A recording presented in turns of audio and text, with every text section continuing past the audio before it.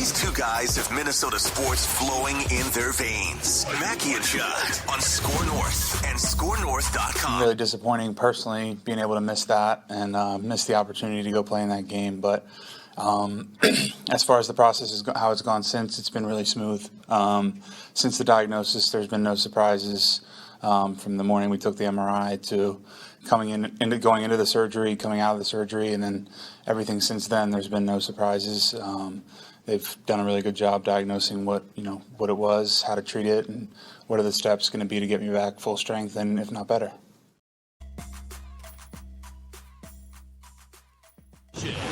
Reckless speculation. There he is, Brian O'Neill, just rehabbing the partially torn Achilles. We're gonna start with some Vikings nuggets here on Reckless Speculation Thursday. Darren Doogie Wolfson from the 5 Eyewitness News sports team, the Scoop podcast. Happy Reckless Speculation Thursday.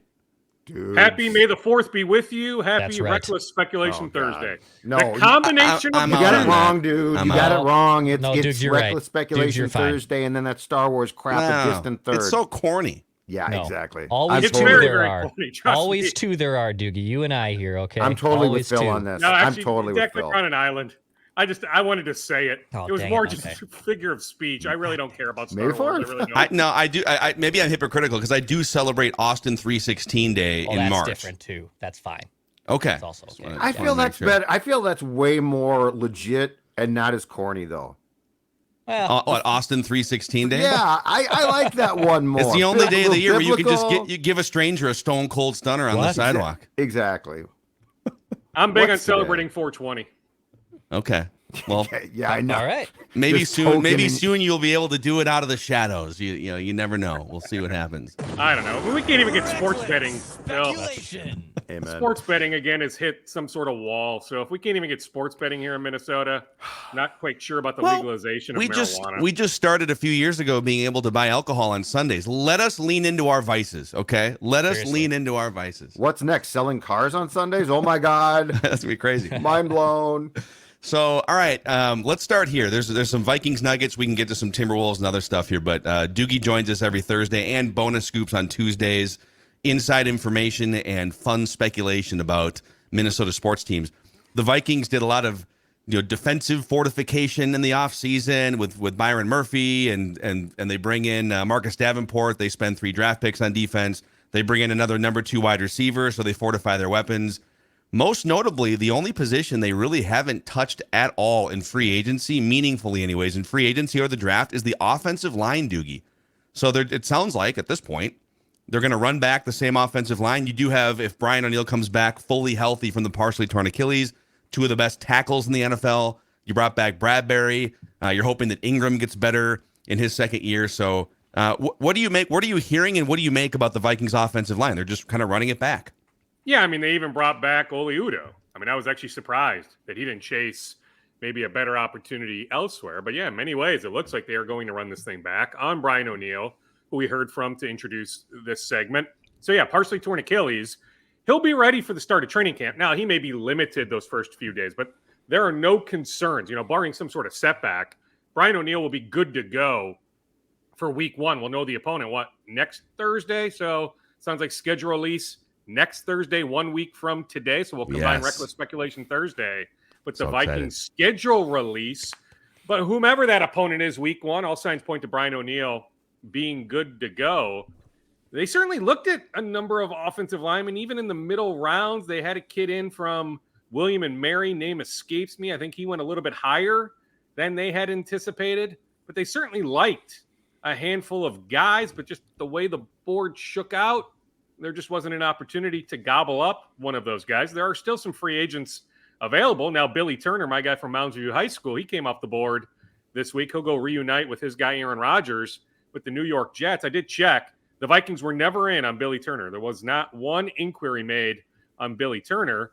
Perhaps the best remaining interior offensive lineman, we can debate it, but Dalton Risner, he's got the history with the Denver Broncos. So the Vikings offensive line coach, I mentioned this with Judd on Tuesday, Phil. So the Vikings offensive line coach was actually at Dalton's wedding a few years ago. So they have this close bond. There was this thought from the Dalton camp that at some point the Vikings would show interest. Now, maybe they do eventually, but in the moment, I can tell you, no, nothing going on at this point with the Vikings and Risner. So at this point, Phil, yeah, it certainly looks like we are going to run this thing back after they re-signed Garrett Bradbury. He had an opportunity, if he wanted to go to San Francisco, but bypassed the Niners offer, came back, reasonable contract at $5 million a year. So Garrett Bradbury, the starting center.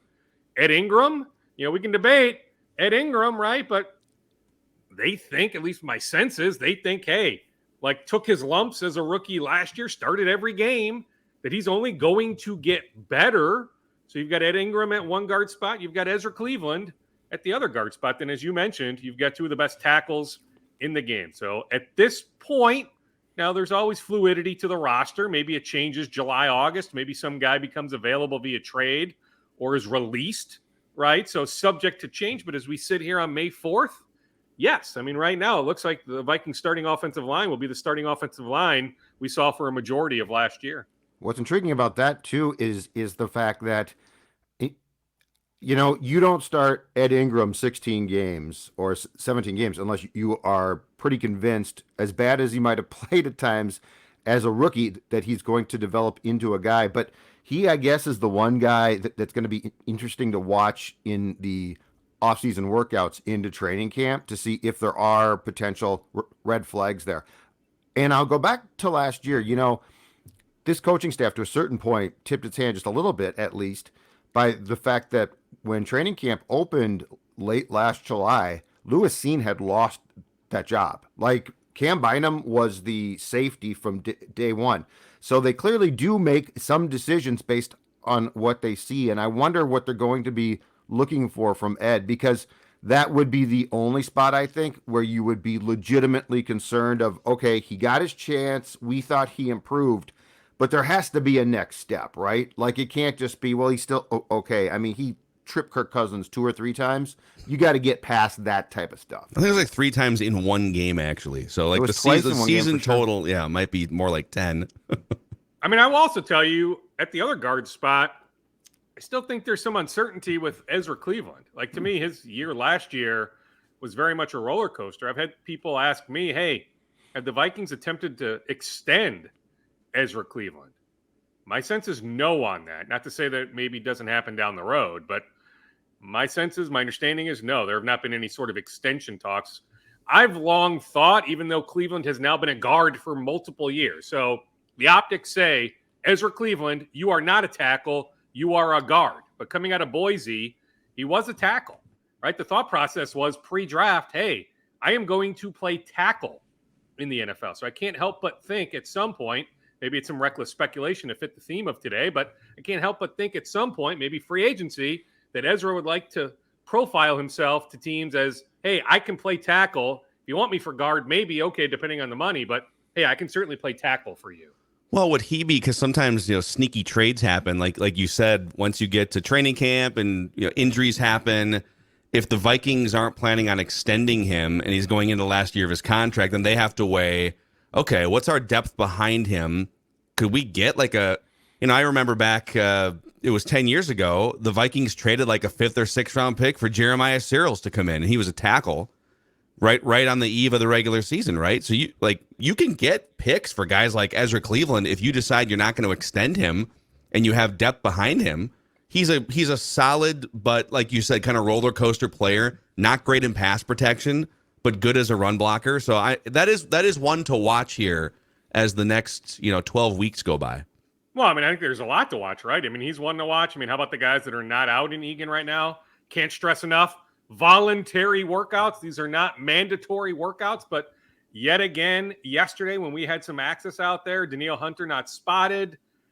Zadarius Smith not spotted. Dalvin Cook not spotted. Now Justin Jefferson not spotted. I wouldn't worry about that one, right? But those other 3 guys, I mean, you talk about Ezra, right? I mean, there's still going to be some finality on some of those situations. I still think the Vikings end up ultimately giving Danielle some sort of raise. I see Danielle Hunter here in 2023. I continue to not see Dalvin Cook here in 2023. Zadarius, I would say that's the one where there's some uncertainty. I think the Vikings would love to find a way to have Zadarius on this roster in 2023. So I think there's still some things to figure out on that front. But I do think Dalvin ends up elsewhere. I do think Danielle Hunter is here. All right, to fit the mantra of today, to recklessly speculate, buzz off Star Wars. I'm going to warn people. Sorry, Declan. I'm going to warn you if you're easily triggered by reckless speculation. Earmuffs right now.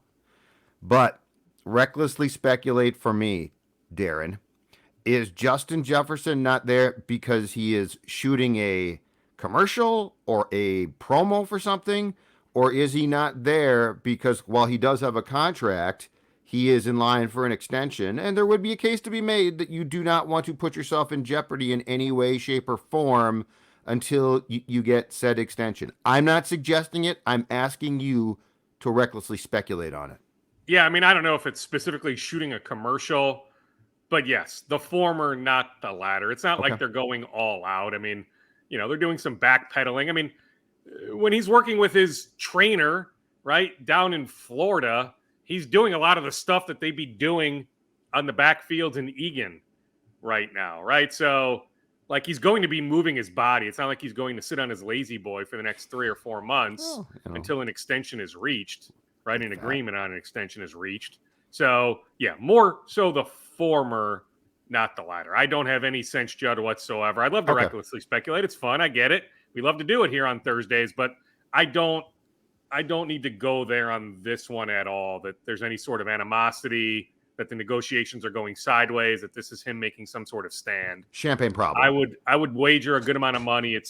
He's got something going on where, he can't be here right now. Whether it is shooting a commercial or whatever it might be, he's got his own stuff going on. These are voluntary workouts. Maybe you should quit trying to drum up drama where there isn't any, Judd. Okay. Maybe you should just fall in line pour the here. champagne for me. These contract negotiations. In Judd's, same breath, I mean, you could say, well, TJ Hawkinson. Well, guess what? TJ's out there, right? So, I mean, TJ Hawkinson, same boat. I mean, I foresee an extension being reached with TJ at some point, maybe even before the start of training camp or soon thereafter. Well, TJ is out there in Egan. He was out there on the field yesterday working diligently with Josh Oliver, the other tight end. So I'm just saying, I mean, that's one example of a guy chasing that next contract who is in Egan right now. TJ getting bombed at Wild Games is my new favorite thing. Yeah. He brought along all of his Vikings tight end buddies. They're all just sitting in the same row with Wild jerseys, drinking beer. I saw a Reddit thread that he was literally buying beer for people in the stands. He was. Oh, I'm sure he was, yeah. He seems like a good dude. Like that first conversation I had with him in the locker room, I'm like, okay, like, maybe he didn't get the respect he deserved or whatever. I mean, he was, a top 10 pick coming out of Iowa, but he got lost in the ineptitude of the Detroit Lions, who now are on the right path. But when he was there, lots of ineptitude, right? So, he just didn't get maybe the national recognition that he had deserved. But really, really good player, really, really good guy. I really like TJ Hawkinson. No, that's a fun rich guy, right? Like I've always thought, if I ever get rich, if I ever have $50 million in the bank, like TJ Hawkinson is about to, I'm going to do fun things like just go to Wild Games and buy a whole section of beers for people. Linemen too, right? Like those guys. Yeah, know Bakhtiari, how to go chug a couple beers on the Jumbotron. Yes. So, Doogie, the cornerback room, or should I maybe say the defensive back room, because of all the hybrids here. You got Cam Bynum's kind of a hybrid. You've got some hybrid safety cornerbacks, Jay Ward, the LSU kid, and then you've got some hybrid maybe like safety linebacker types, like Lewis Seen could maybe drop down in the box. And so they've got all these guys in a bin, and then Harrison Smith, the elder statesman, to lead them. It just feels like a Brian Flores room, right? Just versatility, guys that can kind of go anywhere. They've got some guys that they like in man coverage, in Blackman, the 3rd round pick. Do you think there are a couple names I think still out there, but in free agency? But do you think this is the room, and now it's just going to be, all right, Byron Murphy's starting because he got paid in free agency. Harrison Smith is starting. They like Lewis Seen to start if he keeps going forward here, but the other 2 or 3 positions are in nickel and dime are kind of up for grabs, right? This is the room. Yeah, I mean, very much up for grabs. Now, Seen, for what it's worth, moved incredibly well yesterday. He looked good. Now, I get it. You're not in pads. You're not going full speed. You're not hitting. But I'm just saying, just watching him move, backpedal, all that stuff. He looked really, really good, and that's been the word from other people in Egan. Now, we'll need to see it ramp up July and August, but he is trending very much in the right direction. I know Brian Flores is excited to coach Lewis Seen. Yeah, I mean, Rock Ya-Sin just came off the board yesterday to the Ravens, got upwards of $6 million. So I was asked the question, Phil, hey, like he was the best remaining free agent corner. Were the Vikings in on him? Well, no. The answer is no. The Vikings never had an ounce of interest in Rock Ya-Sin. Chandon Sullivan, who played for the Vikings last year in the slot, he signed the other day with the Pittsburgh Steelers, 1 year, $2-ish million. I was asked, hey, did the Vikings ever have any interest in re-signing him? No.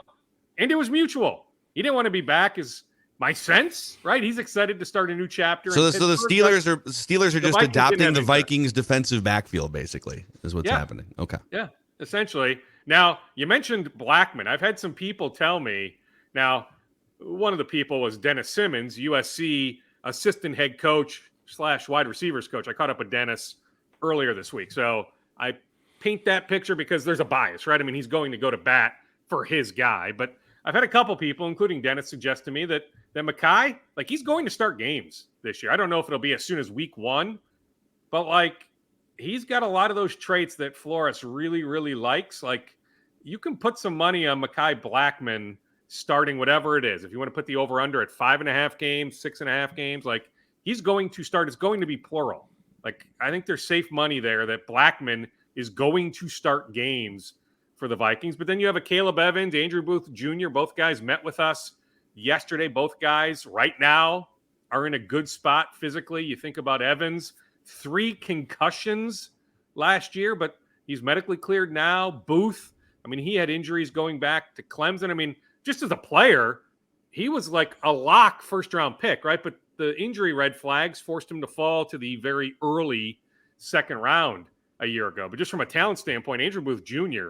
is really, really good. They just need to find a way to keep him on the field. So I would still bet on Booth Jr. if he can stay healthy, but maybe that's the play. Booth Jr. wins a job, starts early in the season, inevitably gets hurt, then Blackman slides in. They did sign the former Patriot Joanne Williams, right? But he's just a guy. I mean, I think he has a chance to make the 53-man roster, but I don't think there's anything to be real excited about with the former second-round pick out of Vandy Williams. The Vikings did lose Chris Boyd to Arizona. They were never interested in bringing back Chris Boyd. Shocked by that. Good special teams player. I mean, Judd. Judd. He you know can what? impact special teams. I'm not surprised. But they weren't in on him. Yeah, I'm not surprised at all. He didn't seem like a O'Connell personality to me, so that's why I'm not surprised. I will say this though, and from a roster construction standpoint, and I guess we can keep the theme on defense here. It probably goes both ways though. Here's what I really like though. If you look defensively at who this team has trimmed out, aging veteran type of players who we all knew their names, it didn't make them the most effective still, and they're being replaced by young guys. They're being replaced by a guy like Davenport, who's not coming off a good year with the Saints, but he's coming out of his first contract.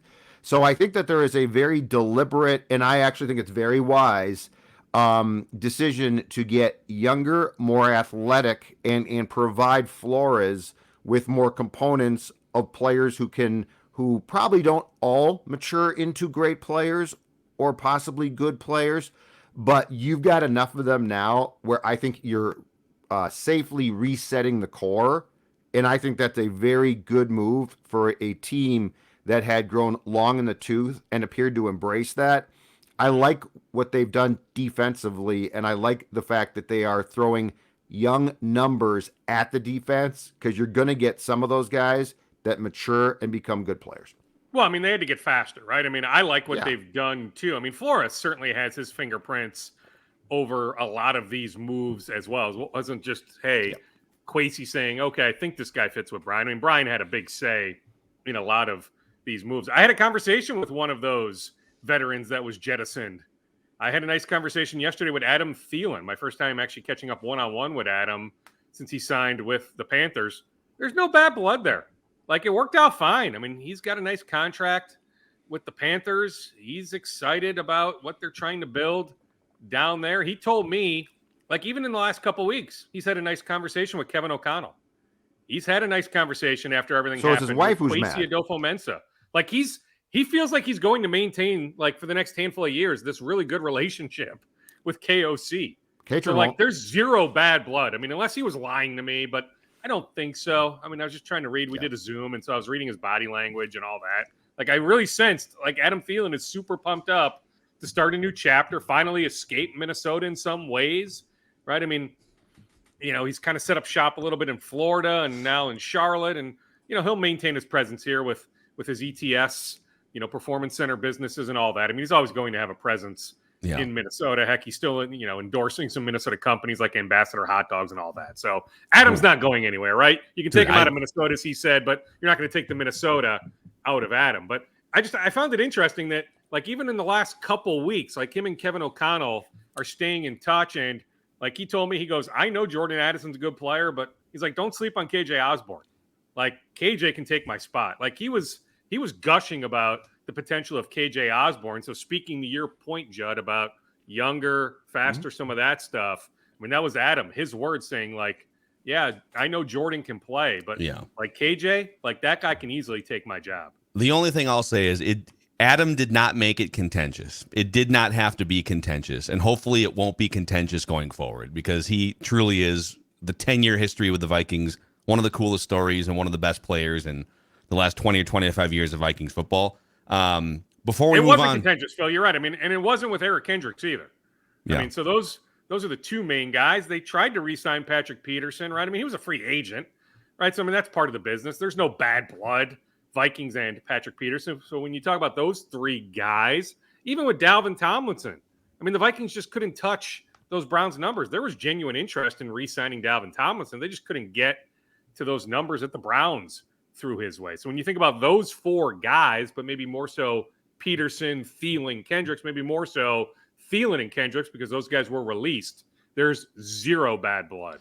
I do want to shout out here our new friends at Modest Brewing in a second here, Dukes, but do you have any other Viking scoops for us before we transition? I think I emptied everything out outside of, I did put it on Twitter. I think maybe the Pioneer Press wrote a story, but I'll verbalize it now. Travis Sinclair, kid from Rogers, Bethel. Cool story. He did his pre-draft training with your guy, Alex Boone, with John Michael Schmitz. He'll be at Vikings rookie mini camp next week. So some NFL teams have their mini camps, the rookie mini camps, this weekend. The Vikings are one of the teams that has it next weekend. So cool story. Travis Sinclair getting an opportunity. So was talking to the guys before the show here a couple weeks ago. Declan and I specifically had a religious experience at Modest Brewing Company. So Modest, if you're not familiar, they opened, it's 6-7 years old, 2016. It's become one of the coolest craft breweries in the Twin Cities, just steps from Target Field and the light rail. And you can see on the YouTube screen here the various delicious cans you can purchase out at almost any liquor store in the Twin Cities. The Super Deluxe Premium Lager, the Super Deluxe Sea Salt Lime. In the tap room, I want to highlight specifically the Crooked Forest Smoked Lager was one of, legitimately, I am 37 years old. I think I had my first beer. I was kind of a sheltered high school kid. Let's just say around the age of 21. Sure. This was one of the three best beers I have ever had in my life. The Crooked Forest Smoked Lager in the tap room at Modest, Declan. Yeah, there's some great options there on a hot day. You know, maybe you're heading to the Twins game and you want to get a little spot in there to get a nice little cold one in on the patio. It's a great spot and get some sunshine in, enjoy a nice beer. I personally love the sea salt lime hard seltzer too. So it's got some seltzers for this guy. It's got some great options for any if you're a beer lover, like you want an ale or an IPA. Modest is a great spot. I've been going there a lot. I live in the North Loop. I actually should just be paying rent to Modest, to be honest. I've been there so many times. They probably appreciate that, actually. And actually, they would probably help that out. So go check out Modest Brewing. Great spot. Yeah, tap room in the North Loop. Cans available in liquor stores throughout the metro. All right, Dukes. I could go for a beer after watching the Twins piss away those two games the last 2 days. Yeah, what are they doing? Going to Target Field. Griffin Jax is just struggling. Yeah. Stuff wasn't all that bad. It's not Griffin Jax's fault in my mind, at least, Judd. Like, Correa up with the bases loaded, Buxton up with the bases loaded. You got to barrel up a ball there, right? I didn't like the strategy of taking Joey Gallo out of the game last night. Calling for There's Rocco's a head. bunch of stuff I can nitpick. I mean, the division stinks. I think there's enough of a sample size to suggest the Twins can win the Central. But I'm all about ending this 18-game playoff losing streak. So you need to build habits now that can carry into October. I kind of want to get to games disappointing. I kind of want it to get to 20 before they break it. They can let it get to 20 and still move on, right? Why They would can you then go- They Why would you could, go yeah. there? I mean, they it's could like the win games Roman 3, Reigns 4, and title 5 and streak. move on. Sure. I want 1,000 days at this point for Roman Reigns. We're no so way. close. Let's get to 20 for the Twins, and then roll off a few and still But win the the first round's round. still 3 right now. Well, right? it's best of 5, so you could lose games It's 1 best of and 5. 2. Oh, okay, it's best of Isn't 5. it? Okay. Or is it best of I 3? can't keep it straight anymore. They I change can't the keep playoffs it every straight year. either. Yeah, I thought it was best of 5, but Just beat is the there White one of Sox. those mini series? Is it like the 6 and 7 seed? Are they playing, or is that a 1-game deal? I don't remember. There's a couple If you're a buys, division it's- champ, do you yeah. automatically I- go into a best of 5 series? I I'll need to Just look win a at it. playoff Point game. is, I think you're right, Phil. There might be an opportunity where you could lose game 1, lose game 2, win game 3, win game 4, win game 5. Hey, you can answer this based on your own thought or if you have any information for us, but at this point, if Michael Taylor stays healthy and Buxton's played in all but like a small handful of the games so far, I mean, is he just going to DH until, to me, I think it makes sense. Unless Michael Taylor gets hurt, you probably just keep rolling with Buxton at DH, right? That's the plan right now. I mean, I can't necessarily, look into the crystal ball and tell you, okay, this is how August is going to look. But yeah, for the foreseeable future, this is the plan. There are no immediate plans for Byron Buxton to play in center field. Yes, part of it is Michael A. Taylor has been really, really good. In fact, nothing's really picked up, but like he's a guy the Twins want beyond this year. So he's a free agent, but at some point the Twins are going to have some extension talks on the Michael A. Taylor front. But yes, for right now, they're fine. It's all about keeping Buxton's bat in the lineup. That the bat is such a difference maker that, I mean, Phil, you would know the numbers better than I, but on a per game basis, how busy is a center fielder? Right? And what's the difference of, okay, can Buxton make a play that Michael A. Taylor can't? Just talking in center field, right? I mean, on a per game basis with strikeouts, continuing to go, pretty high, right? Yeah. Like how many balls are put in play that go to the center fielder, and how many of those plays would Buxton make that Taylor doesn't? I have to imagine it would be very minuscule. I'll give you the sort of the analytical slant here. If Buxton were to play, let's say 130 games as a center fielder versus 130 games as a DH, he'd probably go from being a 6 or 7 wins above replacement player to like a 3 wins above replacement player. So there's probably a 3-win gap. But if you're asking the question you're asking, which is how much better is Buxton than Taylor in the outfield? Buxton's getting older too. So I would say overall the question is, if you were to put Buxton in center field and replace Michael Taylor, for instance, on the roster with a DH that can, like Nelson Cruz from a few years ago. Well, or Alex Kirilloff, right? I mean, that's Yeah. that's the talking point. In fact, I'm heading over But to Buxton's CHGO not playing later that today many to hopefully games. He'll connect get with hurt. Alex. That Yeah. would be the idea that Kirilloff could be in the lineup if Buxton could play center field. But Taylor's been good enough offensively that I'm fine with the way it's going right now. To me, it's most important to have Buck's bat in the lineup. So if they've come to the conclusion that he can avoid injury even just slightly by not playing center field, I'm okay with that. And I get it. He can get hurt batting. He absolutely can get hurt batting. Yeah. But if they think that they've done the research, I will defer to them on that as long as Buck's bat can be in the lineup. Yeah. He can't help himself too. If you put him No, he out can't. there, I he's mean, going to you're right. run They into need the to damn protect wall him and from get himself. hurt. Yeah. Yeah, and the most important thing is the contract doesn't make this as big a problem as it could. If he had signed the big contract, then it's like, okay, dude, you got to play the outfield. But he signed a contract where I think at the time we're all like, that's not that big a contract for a guy of that talent. Well, we now know why. And the thing about the Twins, too, is they're calculated as hell. I mean, last March, they had a plan to try to get the guy to 100 games. They didn't fess up to it because they were hoping that he'd exceed probably that amount of games. So I actually think that they've done a lot of dumb things. This is actually, I'm fine with it. No, Just keep well, the guy I in mean, the it's field. an interesting point you make on them being very calculated. I mean, we heard some buzz in January about the potential of a 6-man rotation. Yep. Well, in reality, it was, okay, we're going to give guys an extra day here or there. So that was always the plan. Like that first time that Bailey Ober started a few weeks ago, Like that was calculated weeks prior. Trust me. So they're very, very deliberate with a lot of things. That's just another example. Yeah. All right, Dukes, because we got to get to our guy Randy Vikes 69 who wants credit for something. So we're going to do that. But give us a minute of rapid fire scoops. What's left in your bag? Sure. So Elijah Hawkins, transfer guard from Howard, 24/7 first with the news, but he will visit the Gophers this weekend. I caught up with Bobby Marks of ESPN. I'll put it on the next Scoop podcast. We did a deep dive on a lot of Wolves talking points post-mortem here. So one of them was Jaden McDaniels. What will that contract look like? Tim Connolly was very frontal last week saying, hey, that first day in early July, when we can present Jaden his representation with an extension offer, we will do so. So Bobby said, because I've brought up Mikal Bridges a bunch, he goes, no, like that's a sweetheart deal that now the Nets have. But like you need to look at like DeAndre Hunter, 4 years, 90, then you need to go above that. And with the new CBA rules, they can actually offer, it doesn't need to be a max, but they could go to 5 years for Jaden. So Bobby Marks threw out 5/120 or 5/125. Like that's a crap ton of money. When you start thinking about luxury tax ramifications in a couple of years, it's not next year, but in 2 years, Cat's super max kicks in. In 2 years, you think about the money Cat is making, Gobert is making, Anthony Edwards making, Jaden McDaniels making.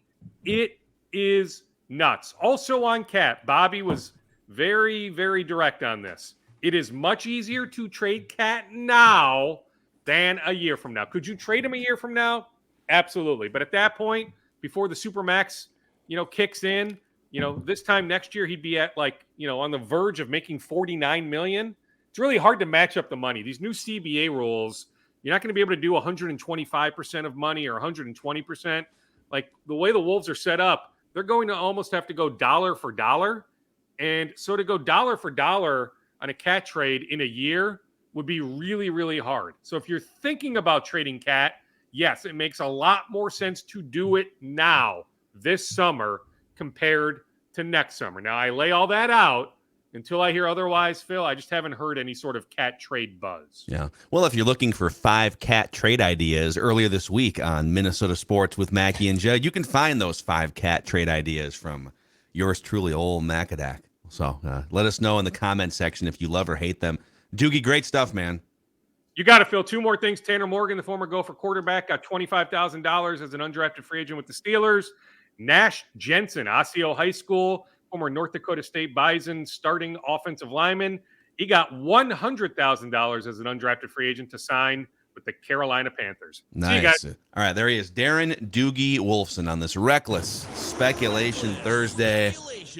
Minnesota Sports with Mackey and Judd. You're home for daily Minnesota sports entertainment, therapy, and speculation.